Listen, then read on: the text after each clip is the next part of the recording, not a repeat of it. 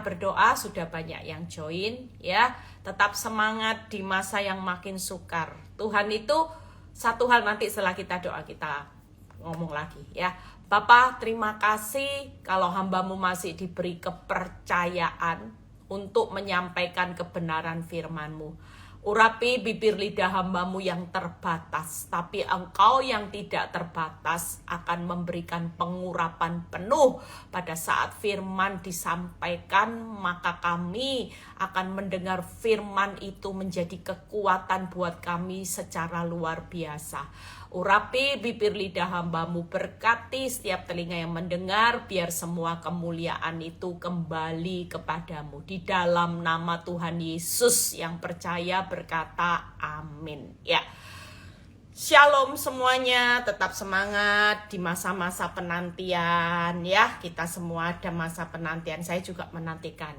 Saudara menantikan sesuatu, saya juga. Ya, semua pada menantikan sesuatu yang dari Tuhan, bukan dari dunia.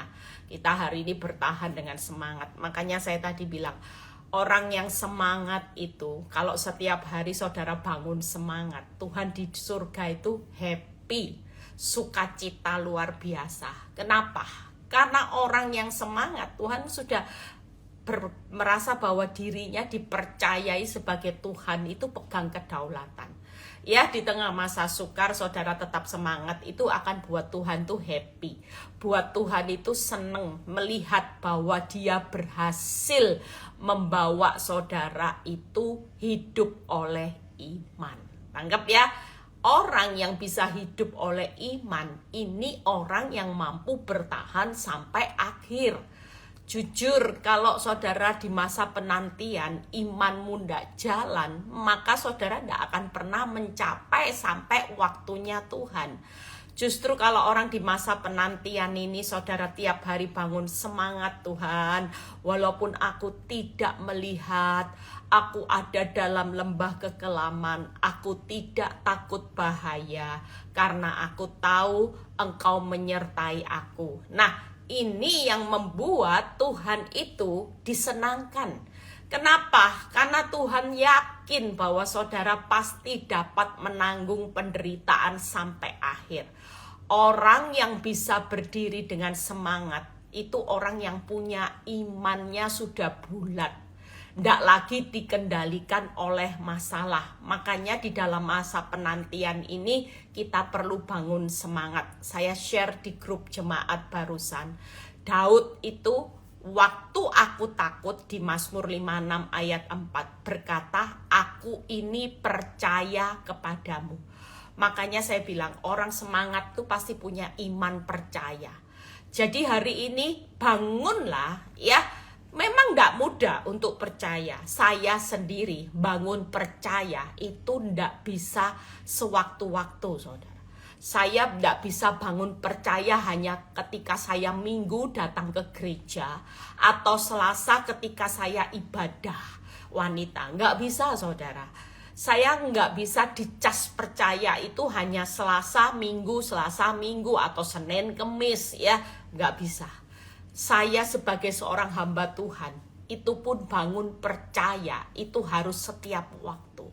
Kenapa? Karena iblis itu tidak akan pernah berhenti berjalan berkeliling.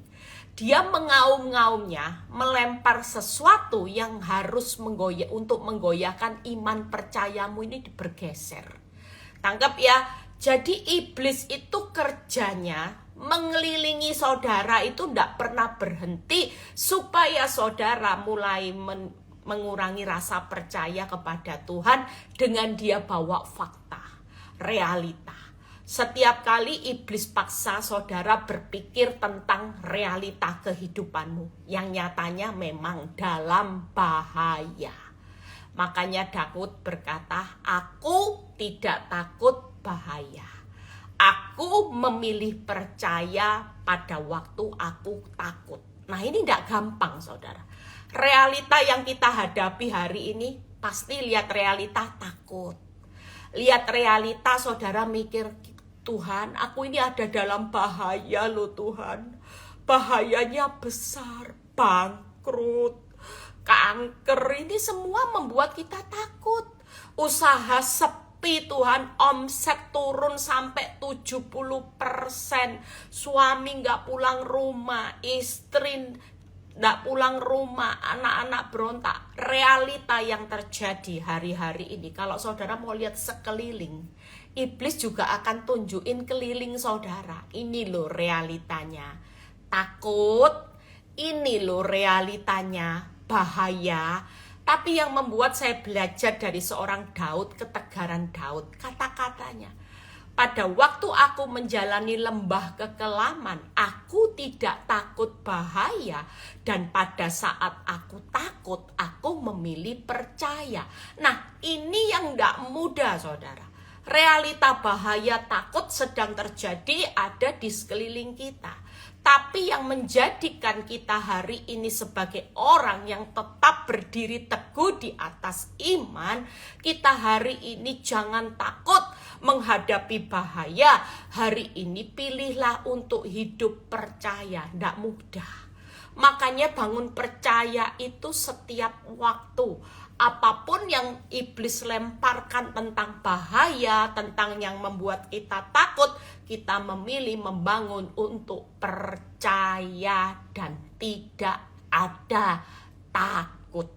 Karena roh ketakutan itu jelas bukan dari Tuhan. Justru Tuhan mau setiap saudara, kalau di 1 Timotius 1 ayat 7 itu membangun roh kekuatan, roh kasih dan roh ketertiban. Saudara hari ini yuk bangun terus kekuatanmu.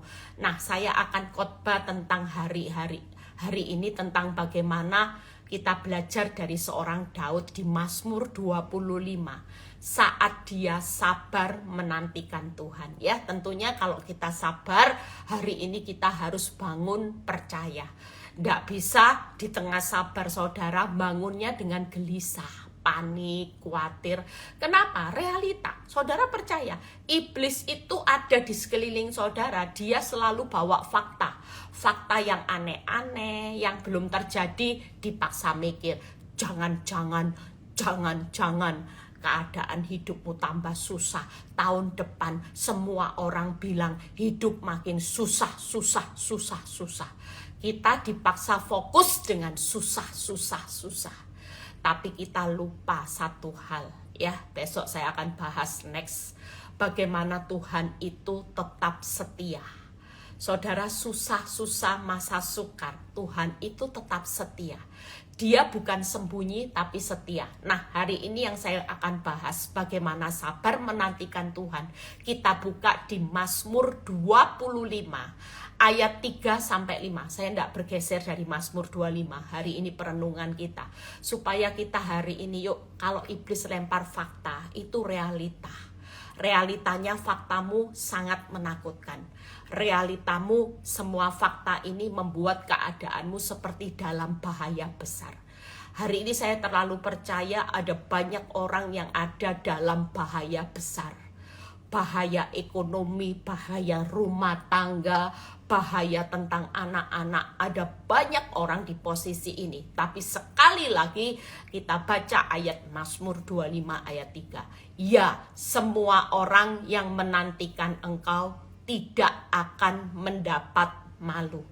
Makanya hari ini kalau kita sabar menantikan Tuhan, saudara tahu, kalau iblis berkata jangan bangkrut, itu berarti bukan dari Tuhan. Karena kalau Tuhan berkata, kamu sabar nak, semua ada waktuku. Tapi yakin ya, kalau kamu sabar menantikan aku, kamu tidak akan mendapat malu. Bahkan kamu akan melihat segala sesuatu. Itu pasti aku buat indah pada waktunya. Hari ini percayalah, yang mendapat malu ialah mereka yang berbuat khianat dengan tidak ada alasannya. Selama kita sabar, kita tidak keluar dari ruang tunggunya Tuhan. Kita berkhianat, ya. Pilih cara dunia atau ikut-ikutan dunia, ikut-ikutan cara iblis. Tapi kita tetap di dalam ruang tunggunya Tuhan, tetap setia. Percayalah, tidak akan mendapat malu.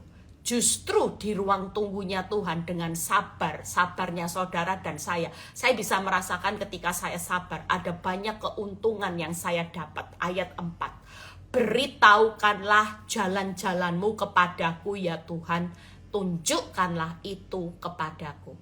Percayalah, sabarnya kita bukan dilihatkan hal yang hancur di depan, seperti yang iblis taruh, hancur sudah.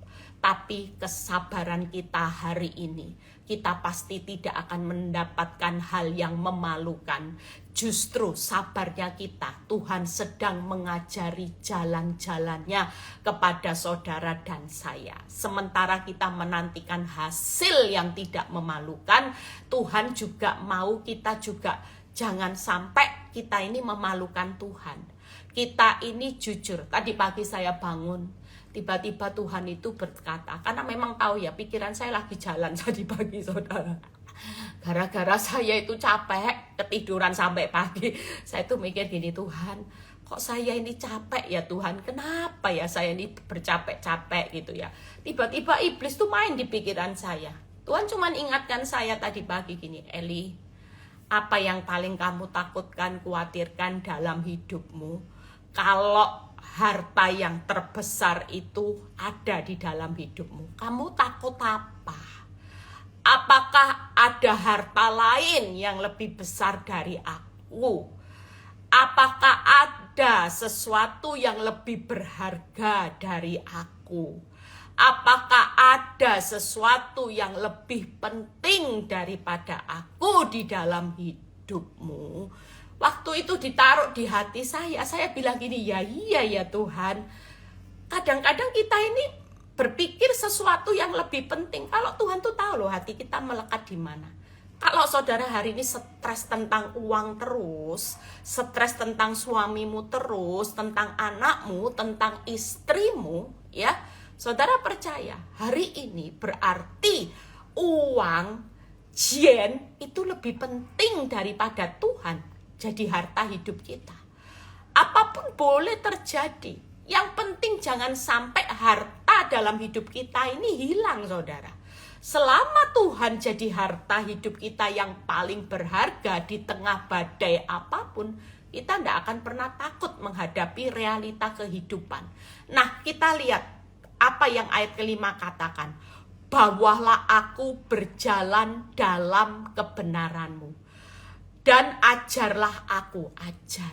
Hari ini kita sabar, kita sedang diajar. Orang jadi murid itu tidak mungkin cepat lulus. Kalau murid lulusnya instan, tidak diajar-ajar dalam jangka waktu yang lama. Saudara jadi murid yang lulusan itu karbitan. Lulusannya beli ijazah, palsu. Tapi di ruang tunggunya Tuhan itu selain memberitahukan jalan-jalannya, dia juga lagi tuntun saudara, ini loh jalan kebenaran. Dan saudara sedang diajar, sebab engkaulah Allah yang menyelamatkan aku, engkau ku nanti-nantikan sepanjang hari. Hari-hari ini kita tidak punya penantian siapa yang akan saudara nantikan. Manusia bisa mengecewakan. Nantikan suamimu pulang, gak pulang-pulang, ya saudara kecewa. Nantikan apa saudara? Tokomu rame, usahamu berhasil. Hari ini kalau itu yang kita nantikan terus, kita lihat itu terus, itu akan menjadi satu penghalang untuk saudara bisa sabar di dalam masa penantian ini. Makanya hari ini Daud berkata, Tuhan, di dalam masa penantianku, Tuhan yang aku nanti-nantikan sepanjang hari. Jadi tidak ada yang namanya satu hari lepas satu hari, saudara itu lihat sama masalah. Tuhan, kok belum berubah toh Tuhan? Sudah puasa loh 40 hari Tuhan. Kok ya tokoku ya pancet sepi pipi Tuhan. Kok ya namanya usaha ya masih Senin Kemis, nggak ada orang pembeli. Senin sedikit, nanti Selasa Rebo sepi, Kemis baru ada orang lagi Tuhan. Sehingga usaha saya cuma Senin Kemis, Selasa Rebo, Jumat, Sabtu, Tuhan sepi semuanya Tuhan. Jujur, Kalau itu yang jadi masa penantian kita cuma lihat kapan suamiku berubah, kapan anakku berubah, kapan rumahku berubah, kapan nasibku berubah. Saudara tidak akan pernah sampai waktunya Tuhan. Kita akan berkhianat nanti, mengkhianati Tuhan. Orang mengkhianati Tuhan itu ketika dia tidak sabar, dia ambil cara dunia, cara dirinya sendiri, walaupun tidak berkenan sama Tuhan. Hutang online aku tahu Tuhan tidak berkenan, tapi sudah kepepet Tuhan, kefefet Tuhan. Ambil suami orang, kepepet Tuhan, tidak gitu, tidak hidup. Nah ini penghinaan sama Tuhan.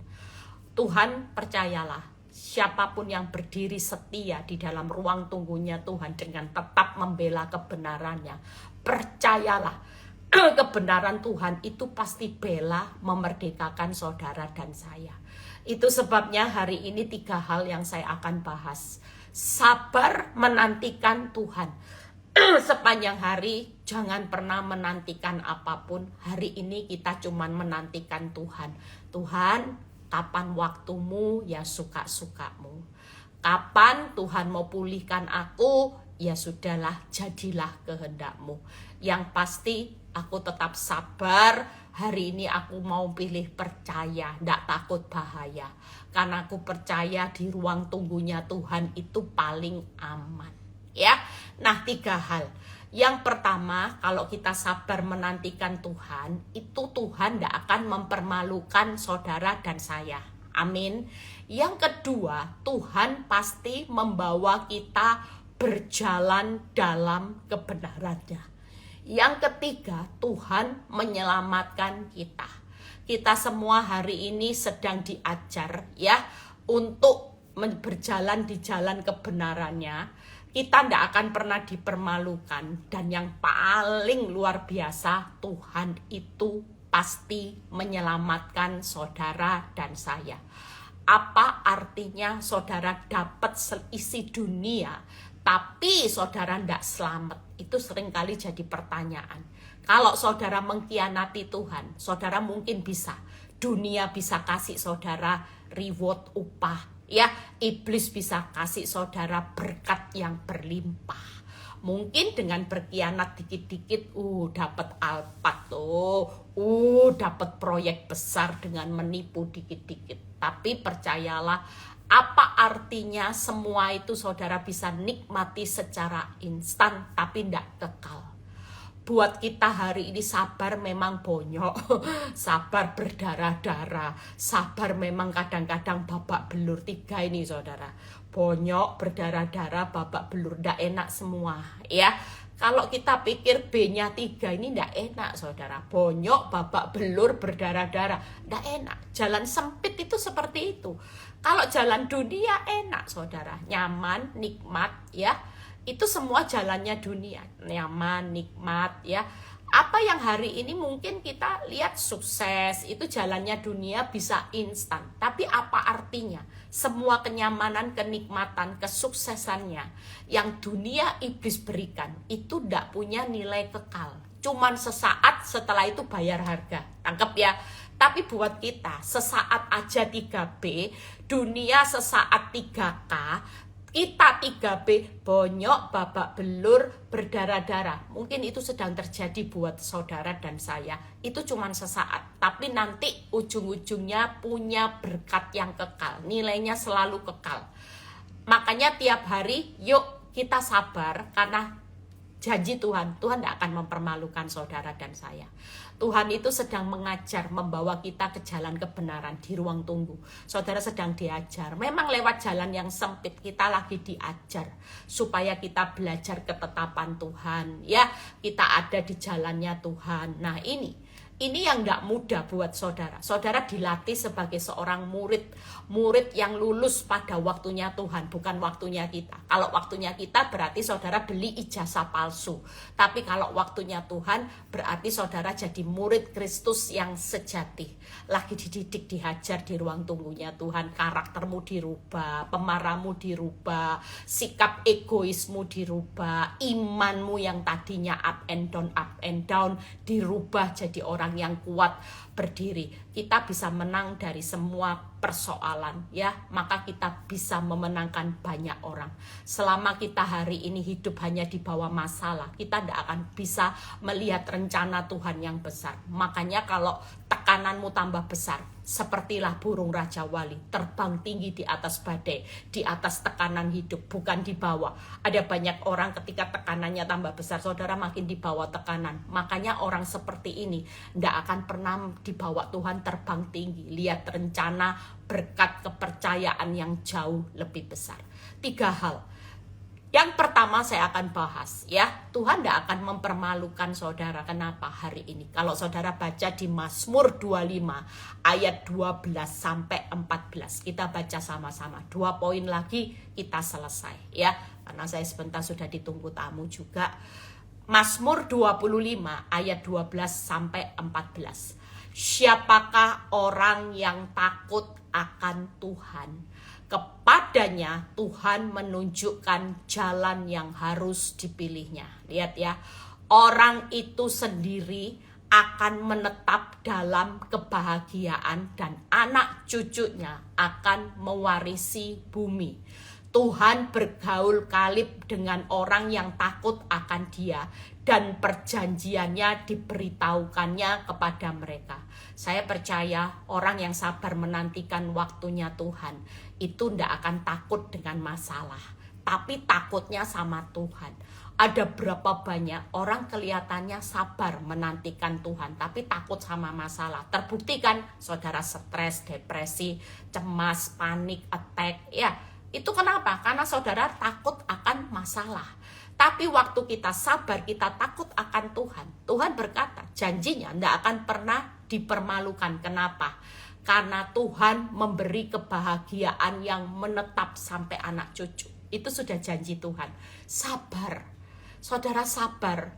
Saya ini pendisiplin hidup saya. Kalau iblis lagi mengintimidasi saya dengan hal yang buruk, apes, malang nasibmu, saya berkata buat diri saya, Eli lagi berinvestasi buat anak cucu. Apa yang saya tabur dengan sabar menantikan waktunya Tuhan, saya sedang mengumpulkan deposito yang punya nilai abadi buat anak cucu. Makanya tidak pernah dipermalukan, karena Tuhan berjanji di Mazmur 25 ayat 12-13, orang itu sendiri akan menetap. Jadi menetap itu selamanya dalam kebahagiaan, dan anak cucunya akan menetap mewarisi bumi. Apa yang saudara tabur dalam Tuhan tidak pernah sia-sia. Sabarmu tidak pernah berakhir dengan sia-sia. Selalu ada kata menetap dalam kebahagiaan sampai anak cucu. Bahkan kalau kita sabar, saya semakin sabar, semakin bergaul akrab tidak sama Tuhan. Bergaul karib tidak jelas. Waktu saya tidak pernah takut, ya, saya mulai bangun takut akan Tuhan, bukan takut akan masalah. Saya mulai punya hubungan yang bergaul karib intim sama Tuhan. Makanya kenapa saya bisa hari ini jadi kuat di ruang tunggunya Tuhan. Itu karena saya bergaul karib. Di luar Kristus saya tidak bisa berbuat apa-apa. Selama saya sabar hanya melihat Tuhan setiap hari, seperti Daud yang berkata, aku menanti-nantikan Tuhan sepanjang hari. Tidak ada yang saya nantikan. Hari ini saya tidak menantikan pengharapan manusia yang sering memberi pengharapan palsu. Saya cuman hari ini sabar menantikan pengharapan saya kepada Tuhan yang tidak pernah memalukan, mengecewakan hidup saya. Dan saya dibuat Tuhan karib sehingga saya hari ini punya kekuatan untuk mampu menanggung segala hal sampai tiba waktunya Tuhan. Yang ketiga, orang yang bergaul karib itu akan Tuhan memberitahukan perjanjiannya. Ada banyak janji-janji Tuhan yang digenapi satu persatu di ruang tunggunya Tuhan. Janji Tuhan yang digenapi di ruang tunggunya Tuhan apa, saudara? Saya bergumul 15 tahun buat suami saya terima Yesus. Pada akhirnya Tuhan kasih janjinya bahwa suami saya yang saya doakan bercucuran air mata di tahun-tahun di mana proses terjadi, di situ suami saya terima Yesus. Anak saya yang bergumul, saya dari dulu didoakan anak saya bakal sekolah Alkitab, jadi hamba Tuhan. Itu rasanya tidak mungkin, Tuhan genapi. Bahkan anak saya yang nomor 3 juga ya, yang saya bergumul dari dulu, anak ini yang tidak suka belajar ya, paling tidak suka belajar, Tuhan genapi. Justru kalau anak saya bilang, "Mah, di antara 3 anaknya mama, yang paling hebat sekolahnya, ini yang nomor 3. Ini yang saya doakan." Tangkep ya. Saudara percaya, yang paling besar karya Tuhan dalam hidup saya, ketika saya melihat Victory hari ini bisa menjangkau banyak orang, itu mimpi saya, saudara. Karena saya berpikir gini, Tuhan, saya ini dulu kalau mau melayani Tuhan, ikut dalam pelayanan, selalu ditolak semua orang. Saya itu sampai kadang-kadang orang Jawa bilang nolongso ya, mau melayani Tuhan aja enggak boleh. Orang pasti bilang gini, jangan Bu Eli nanti jadi batu sandungan, karena dia itu suka pakai branded. Lihat ya, dari ujung rambut sampai ujung kaki, semua barang yang dipakai itu mahal-mahal, semuanya mahal. Orang mana bisa percaya dengan model seperti Ibu Eli? Ya saya menyadari sih ya, saya kalau ditolak seperti itu sedih. Tapi saya berpikir gini, Tuhan suatu kali Tuhan pasti bisa pakai hidup saya, karena saya punya kerinduan untuk jadi berkat. Tapi tidak tahu memulainya gimana. Tapi benar-benar ketika saya sabar selama waktu masa proses 14 tahun, Tuhan itu menggenapi janjinya, di mana Victory hari ini, saya juga tidak tahu, yang menciptakan logo Victory itu bukan saya, saudara. Victory itu waktu berdiri, tiba-tiba ada seorang yang bilang gini, Bu, saya ciptain logonya Victory ya. Ada pohon, buahnya lebat, tapi di tengah pohon itu ada salib. Saudara kalau amati logonya pohonnya Victory, itu bukan hanya buah yang lebat. Yang paling unik, di tengah pohon itu ada tanda cross. Salib artinya penderitaan. Tanpa penderitaan, tidak ada yang namanya buah yang lebat. Itu bukan ide saya. Tapi waktu pohon itu dibuat, saya itu masih dalam zona nyaman, saudara. Masih tidak ada masalah apa-apa waktu saya buka Victory 2 tahun. Waktu kejadian itu terjadi beberapa tahun, saya amati Victory. Saya bilang gini, ya benar juga yang buat pohon ini hikmatnya Tuhan. Tanpa saya sadari ada cross salib di tengah pohon itu. Artinya Tuhan bilang gini, Eli, kalau kamu tidak mati, kamu tidak disalibkan, artinya nggak ngalami penderitaan, cross seperti ikuti jejakku, menderita, pikul salib, sangkal diri, tidak mungkin Victory ini akan menghasilkan buah. Tangkap ya. Makanya dari situ saya mengerti bahwa hari ini Tuhan itu memberikan, tidak pernah mempermalukan saya, karena Tuhan memberi kebahagiaan yang menetap sampai anak cucu. Dan Tuhan bergaul karib pada waktu kita sabar menantikan waktunya Tuhan, sehingga Tuhan bawa hari ini saya kuat. Dan yang ketiga, Tuhan memberitahukan perjanjiannya. Satu persatu saya melihat janji-janji Tuhan yang rasanya nggak mungkin Tuhan genapi satu persatu. Itu sebabnya 3 hal, Tuhan tidak akan pernah mempermalukan saudara, jelas ya. Saudara yang sabar, ingatkan diri saudara. Sabarnya saudara sedang investasi buat diri saudara, juga anak cucu. Yang nanti kebahagiaan itu menetap, bukan hanya kita yang melihat kebahagiaan, tapi sampai anak cucu. Firman Tuhan berkata, perkasa mewarisi bumi. Bayangin kalau Tuhan yang berkata mewarisi bumi, berarti anak cucumu dibuat sukses berhasilnya itu tidak tanggung-tanggung, saudara. Bumi itu skalanya besar. Kenapa firman Tuhan tidak berkata mewarisi sedikit harta, mewarisi harta? Enggak, tapi Tuhan memberikan satu batasan, mewarisi bumi. Berarti bumi ini lengkap, ada harta, ada kesehatan, ada jodoh, ada pekerjaan. Saudara percaya? Kalau sampai hari ini kita bisa lihat anak cucu kita nanti mewarisi bumi, saudara tidak perlu takut. Saudara meninggalkan anak cucu walaupun mungkin hartamu pas-pasan, tapi Tuhan yang berjanji mewarisi bumi, Dia tidak akan beri anak cucu kita pas-pasan. Makanya saya lihat ya bahwa anak-anak saya tahu Tuhan lagi tata, Tuhan lagi tetapkan. Saya kalau lihat kebaikan Tuhan tuh saya pingin nangis, saya pingin ngomong, Tuhan siapa hidup saya yang tadinya bukan siapa-siapa, hari ini Tuhan bawa hidup saya. Karena Tuhan tidak pernah mempermalukan saya. Waktu sabar, untung loh saya sabar. Tahun ke-5 saya pingin cerai saudara, jujur. Pada waktu tahun ke-5 badai rumah tangga saya pingin ambil jalan untuk keluar dari ruang tunggunya Tuhan. Saya mau mengkhianati suami saya. Termasuk kalau saya mengkhianati suami saya cerai, saya sedang mengkhianati cintanya Tuhan. Saya hari itu sabar saudara. Saya bilang gini, Tuhan enggak apa-apa wis Tuhan. Bonyok ya bonyok, babak belur ya babak belur. Kalau ngomong berdarah-darah, saya berdarah-darah saudara. Tapi kalau lihat hasil yang tidak memalukan, saya lagi investasi saudara. Kebahagiaan menetap sampai mewarisi bumi. Itu kerennya Tuhan. Makanya saya bilang, saya bukan orang munafik. Saya itu sering ditegur sama orang, Bu, kamu ya tidak boleh ngajari orang itu untuk bertahan dalam pernikahan.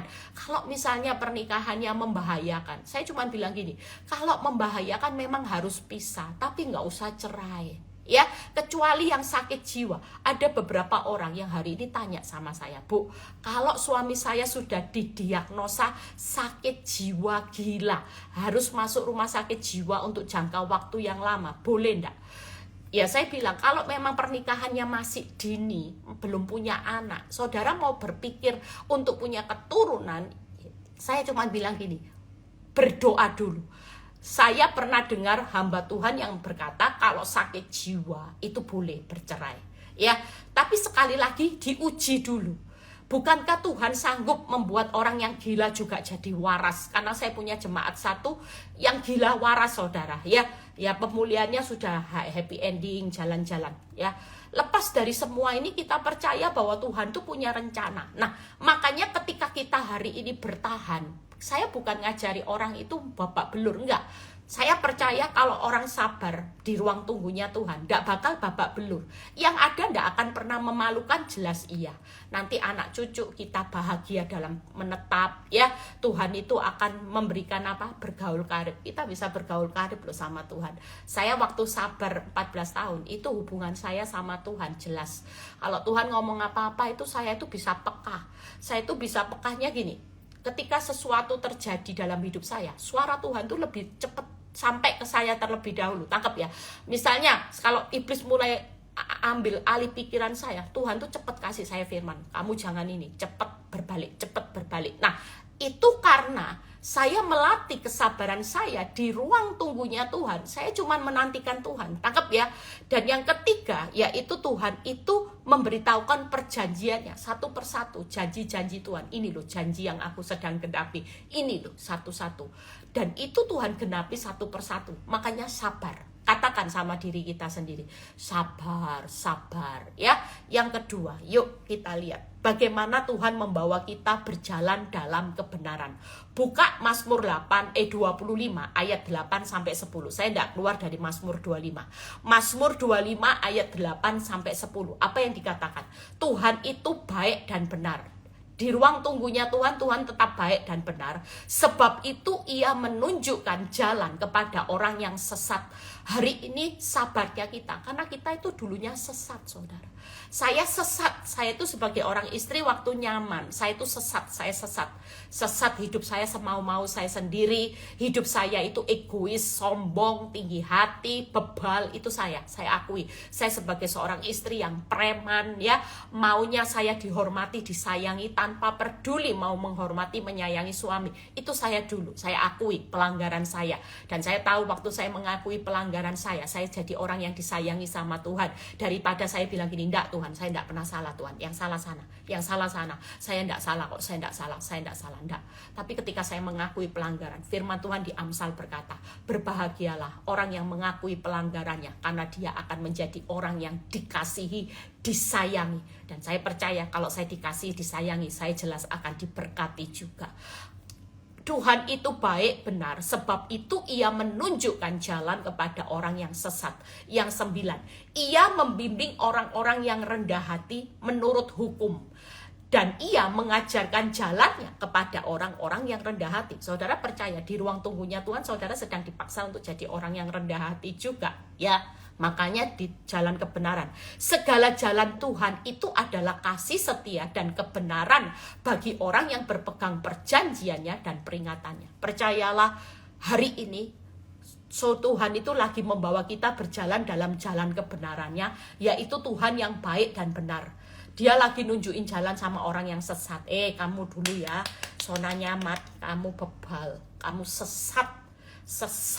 Tidak ada dosa besar, dosa kecil, Eli. Memang dosa suamimu kamu bilang zina besar, tapi kamu juga banyak dosa. Tidak ada dosa besar kecil. Kamu banyak titik di pakaianmu. Kira-kira kamu kelihatannya bajunya putih. Mungkin kalau suamimu bajunya abu-abu hitam. Karena mungkin bayangan kita ya saudara. Baju suami kita yang zina. Itu dulu saya. Bajunya hitam karena dosanya zina. Tapi dibalik semua jubah kita yang putih. Tuhan bilang gini, bajumu memang kelihatannya putih. Kamu dipanggil gembala. Kamu ada di posisi komunitas PD Victory, gembalanya Ibu Eli. Tapi kamu tahu enggak jubahmu Eli, waktu kamu 2 tahun zona nyaman, itu banyak bintik dosa, nanduk suami, sombong, tinggi hati, suka maki orang, suka marah, suka shopping, enggak suka ibadah, enggak suka baca firman. Itu dotnya banyak saudara. Kira-kira Tuhan bilang gini, lebih menyebalkan mana? Kalau ini jelas sudah abu-abu, tapi aku melihat bajumu, engkau lebih munafik. Putih tapi dot hitamnya banyak, dot. Kira-kira saudara kalau pakai baju putih banyak dotnya hitam, sebel enggak saudara? Lebih baik pakai baju abu-abu atau hitam sekali daripada putih tapi dot hitamnya banyak. Saudara mau enggak pakai baju seperti itu? Waktu Tuhan kasih gambaran seperti itu, saya bilang gini, ya benar juga. Makanya Tuhan bilang gini, aku itu lagi bimbing, ngajarkan jalanku kepada kamu. Kamu mau jadi orang rendah hati enggak? Kalau kamu mau, ya berarti kamu lagi aku bimbing. Tapi kalau kamu nolak semua ini dan kamu merasa hidupmu benar, enggak, aku benar Tuhan. Dia yang salah Tuhan. Dia yang sakiti saya. Pokoknya saya yang benar. Maka enggak akan pernah di ruang tunggunya Tuhan. Tuhan itu mau bimbing ngajarin saudara. Tapi waktu saya berkata, iya Tuhan, saya salah. Saya akui pelanggaran saya. Baru Tuhan mau bimbing saya di ruang tunggunya Tuhan, diajarkan jalannya. Karena Tuhan membimbing mengajarkan jalannya buat orang yang rendah hati, Tuhan yang baik dan benar, lagi tunjukkan jalan kepada orang yang sesat. Ya, dan yang ketiga, Tuhan yang penuh kasih setia bagi orang yang berpegang pada ketetapannya. Tuhan yang ada di ruang tunggunya Tuhan. Tuhan itu lagi bawa saudara semua ke jalan kebenarannya. Percayalah, tidak usah takut, dia lagi penuh dengan kasih setia. Itu bawa saudara supaya hidup berpegang pada ketetapan, peraturannya Tuhan.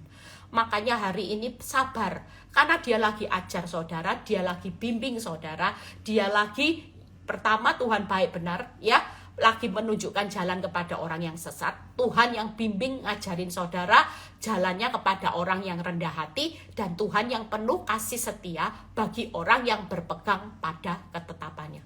Pastikan kita yang sesat, kita belajar rendah hati, kita tetap pegang aturan Tuhan waktu kita sabar. Sekali lagi, pastikan kita yang sesat akui pelanggarannya, supaya Tuhan lagi bimbing saudara buat orang yang rendah hati untuk selalu berjalan di dalam ketetapannya.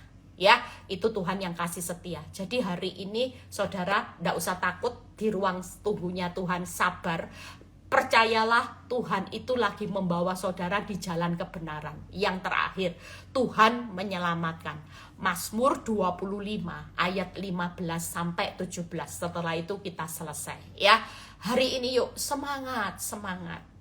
Nggak usah bingung, nggak usah mengkhianati ruang tunggunya Tuhan. Saudara nggak usah mengkhianati Tuhan. Sudahlah. Kalau suamimu nggak berubah-berubah, Bu, tambah limited loh, Bu. Didoakan bukannya limitednya jadi berubah, tambah limited, ya sudahlah. Percayalah, semakin ada banyak kebahagiaan, warisan buat anak cucu yang Tuhan sedang persiapkan. Tuhan tidak pernah memalukan. Tuhan cuma lagi bawa saudara, ajar saudara ke jalan kebenarannya.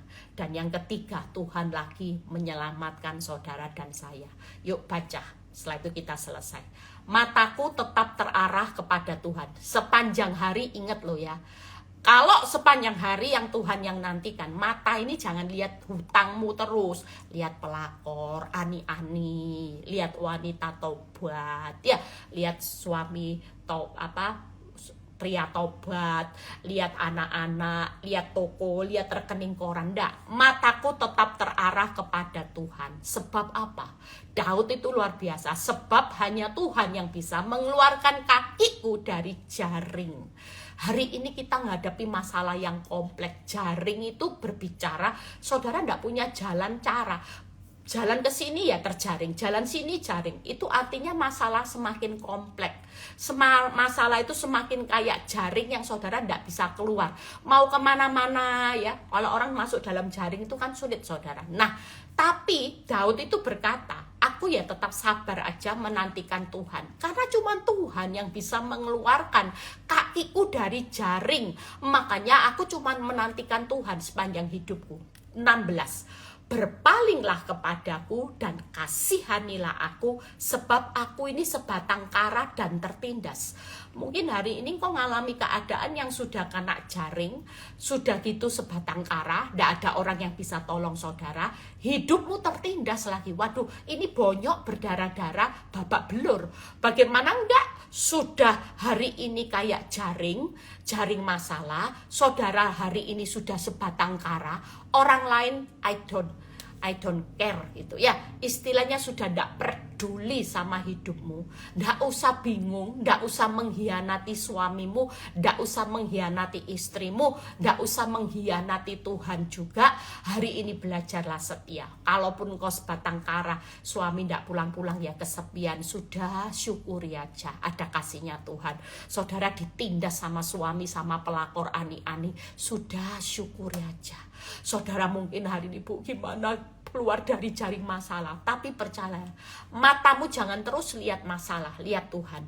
Dan Tuhan berkata hari ini Daud, Tuhan berpaling ya. Waktu aku lihat Tuhan, Tuhan berpaling sama aku ya. Dan Tuhan itu mengasihi aku. 17. Lapangkanlah hatiku yang sesak dan keluarkanlah aku dari kesulitanku. Daud itu cuma minta hatinya lapang. Tuhan, aku lagi nyesek, aku cuma minta kelegaan. Kenapa? Saya juga minta kelegaan waktu saya nyesek. Karena kita tidak bisa paksa waktunya Tuhan. Suka-sukamu Tuhan. Yang penting kasih aku kelegaan supaya aku kuat. Itu aja sudah permintaan saya hari-hari ini. Saya nggak banyak minta apa-apa sama Tuhan. Saya cuma minta gini, Tuhan, aku minta belas kasihanmu, aku minta waktumu, aku juga minta tanganmu. Karena semua ini kehendak Tuhan. Belas kasihan ya Tuhan mau memberi kepada siapa aku mau beri. Waktunya Tuhan ya, kalau belum waktunya Tuhan kita nggak bisa. Itu kehendak Tuhan. Kalau tangannya belum angkat saudara, memang direndahkan, diremukkan, saudara lagi diinjak-injak. Tuhan izinkan saudara diremukkan, diinjak-injak orang. Kita nggak bisa paksa kapan tangan Tuhan angkat kita. Makanya hari ini kalau kita lagi di ruang tunggunya Tuhan, kita cuman hari ini nggak bisa apa-apa. Saya cuma minta gini, Tuhan, kalau memang proses ini masih harus aku lewati, aku cuma minta satu, kekuatan, kelegaan untuk jalaninya sampai aku kuat. Sudah itu aja. Karena semua ada waktunya Tuhan. Ada belas kasihannya Tuhan juga di ruang tunggu. Ada waktunya Tuhan juga untuk hari ini bisa mengangkat hidupmu. Yang pertama, Tuhan itu menyelamatkan. Kenapa? Karena Tuhan pasti mengeluarkan kaki kita dari jaring. Yang kedua, Tuhan pasti berpaling dan mengasihi orang yang sebatang kara dan tertindas. Dan yang ketiga, Tuhan pasti mengeluarkan kita dari kesulitan. Itu tadi, keluarkanlah aku dari kesulitan. Makanya kalau kita sabar, tenang, yakinlah Tuhan mengeluarkan kakimu dari jaring. Dan Tuhan itu lagi berpaling dan mengasihi saudara yang lagi sebatang kara dan tertindas waktu kita lihat Tuhan. Tapi kalau kita lihat masalah, kita tidak akan lihat kebaikan Tuhan itu seperti apa. Tapi waktu mata kita tertuju kepada Tuhan, mata Tuhan tertuju kepada kita, maka kita tahu bahwa kasih Tuhan itu akan mengeluarkan saudara dan saya yang lagi sebatang kara dan tertindas. Bahkan dia mengeluarkan kita dari sulitnya hidup hari ini. Jangan panik di tengah kesulitan hidup di masa sukar. Kesulitannya makin kompleks, Bu Eli. Hari-hari ini kalau saudara tanya, 14 tahun, kira-kira saya bisa menjalani kesulitan hidup dengan kekuatan saya sendiri? Tidak ada, saudara. Saya benar-benar sudah tiarap sama Tuhan. Tiap hari itu loh doa saya cuman bilang gini, Tuhan kasih saya kelegaan aja. Supaya kuat jalani kesusahan sehari, cukup sehari. Besok ada bentuk kesusahan lagi, ya tolong kasih saya kelegaan, kekuatan. Tidak ada lain. Karena saya tahu saya tidak bisa paksa waktu saya. Saya juga takut tuh saudara kalau maksa waktunya saya. Saya itu bersyukur dulu saya suka ngeyel. Paksa waktunya Tuhan. Kalau 5 tahun Tuhan tidak selesai, saya mau cerai. Untung itu tidak Tuhan jawab. Kalau Tuhan jawab, tidak ada victory hari ini. Tidak ada buah-buah victory. Mungkin saya tetap buka persekutuan doa. Buahnya tidak bakal buahnya lebat, pasti bantet. Ya, saya terima kasih buat komentar di grup 2 hari yang lalu. Saya baca satu grup seorang ibu yang saya tidak kenal siapa itu ya. Tiba-tiba berikan komentar. Dia bilang gini, Bu Eli, terima kasih sekali lagi buat kekuatan firman renungan yang tiap hari Ibu berikan. Seolah-olah itu satu renungan yang hidup, karena saya tahu Ibu Eli menghidupi semua ini. Makanya ketika saya baca, ketika saya renungkan, saya dengar, saya mendapat kekuatan. Saya percaya ini bukan sesuatu yang mudah buat saya. Mungkin saudara bisa puji saya hebat, tapi senyatanya saya bukan orang hebat, saudara. Saya benar-benar setiap hari, saya itu cuma bangun kekuatan percaya aja di ruang tunggunya Tuhan. Dalam keadaan bukti yang tidak bisa dipercaya, iya. Tidak ada dasar untuk berharap, iya. Saya satu hal kenapa saya bisa kuat sampai hari ini. Karena hanya Tuhan yang saya nanti-nantikan setiap hari. Dengan kekuatan, kelegaan yang Tuhan kasih buat hidup saya, itu buat saya mampu menjalani hidup selama hampir 15 tahun di tahun depan. Tapi Tuhan tidak pernah kecewakan hidup saya. Tuhan tidak pernah memalukan hidup saya. Hari ini tidak ada yang namanya dalam kamusnya sabar. Itu memalukan. Tuhan membawa saya di dalam jalan kebenaran. Itu benar sekali. Kalau enggak, hidup saya ini sulit dibentuk. Saya ini orang yang keras, bebal, itu saya. Saya itu orang yang tidak mau dengar. Saya itu orang yang cuek. Anak saya aja bilang, Mama ini terlalu cuek sampai tidak benar.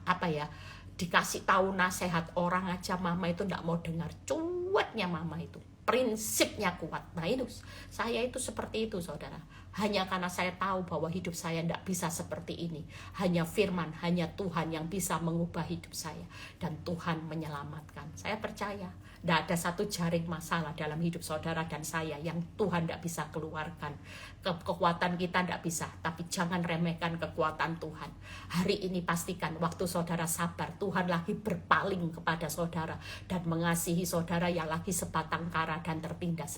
Dia tetap ada di ruang tunggunya. Dan yang ketiga, Tuhan berjanji mengeluarkan kita pasti dari kesulitan hidup. Masa-masa sukar bukan masa-masa untuk saudara merenungi nasib. Masa-masa di mana saudara harus mengalami kesedihan yang luar biasa. Bu Eli, masa sukar kesedihan saya luar biasa. Tidak. Hari ini bangkitlah sebagai orang benar. Tetap sabar. Nantikan Tuhan sepanjang hari. Jangan terlalu banyak. Sudah. Kesusahan sehari, cukup sehari, jalani, nikmati, syukuri. Dengan kekuatan, kelegaan, dan tetap harapkan Tuhan sepanjang hari, maka kita akan melihat pada akhirnya hasil yang tidak memalukan.